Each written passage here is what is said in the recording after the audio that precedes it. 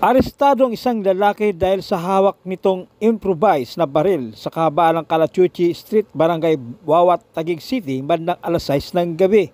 Kinilala ng Substation 9 ang suspect na si alias Junior, 25 anyos at residente sa nasabing barangay. Ayon sa pulisya, nakatanggap ng impormasyon ang kanilang himpilan mula sa isang concerned citizen tungkol sa isang lalaki na may hawak umano ng baril sa nabanggit na lugar. Agad na bineripika ang naturang impormasyon at dito nila naaktuhan ang suspect na naglalakad. Hawak nga ang isang improvised na baril na may kargang 2 bala at isang plastic sachet ng hininalang shabu. Maharap ang suspect sa kasong paglabag sa Section 28 ng RA 10591 o Illegal Possession of Firearms and Ammunition at RA 9165 o Dangerous Drugs Act of 2002. Ikaw si Lazaro Junior Ibasco E. Villamin. Yes, sir. 25 years old na nakatira sa Calachuchi Street, Barangay Wawa, Taguig City. Ikaw ay inaaresto sa salang Republic Act 10591 o Illegal Possession of Illegal Firearms at saka violation of RA 9165 o illegal possession of drugs. Ikaw ay may karapatang manahimik o magsawalang kibo. Ano man ang iyong sasabihin ay maaaring gamitin pabor o laban sa anumang hukuman. Ikaw ay mayroon din karapatang kumuha ng abogado ng iyong pinili. Kung ikaw ay wala kang kakayahan, ito ay pagkakalob sa iyo ng pamahalaan. Naiintindihan mo ba ang karapatan mo? Yes, sir. Okay. Arestado ang dalawang kalalakihan na ito sa loob umano ng banyo ng isang video okay bar sa barangay Napin ng Taguig City matapos makuha na ng mga otoridad ng illegal na droga sa kanilang pag-iingat.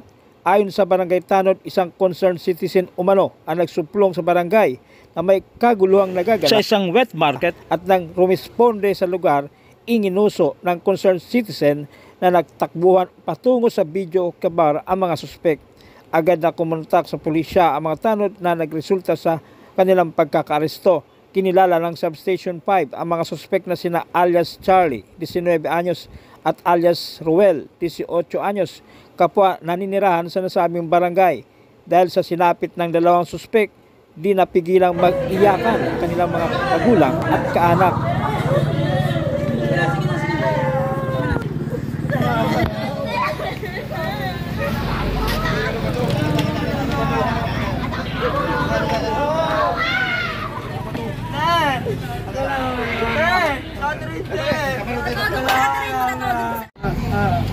Masigil naman. Ipis na pagalitan nyo, kita nyo ginagawa nyo. Pagalitan nyo yung anak ko, iiyak-iyakan nyo.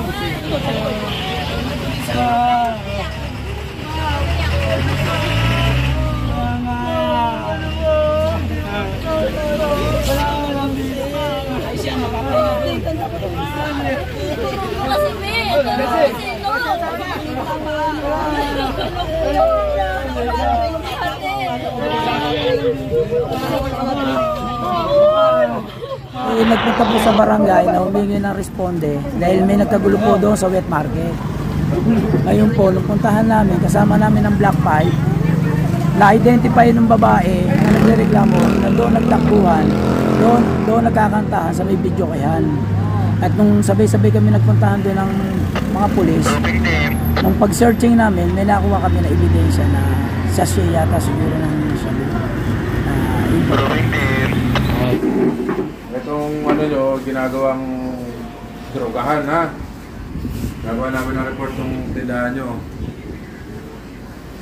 Yung mga nahuhuli dito sa ano nyo, mga nagdodroga.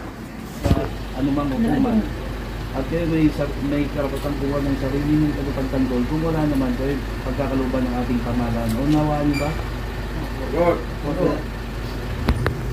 Nahuli naman sa pagpapatrolya ng mga barangay volunteer ng Ligid Tipas ang suspek na ito matapos makuha sa kanyang pag-iingat ang 2 plastic sachet ng hininalang shabu.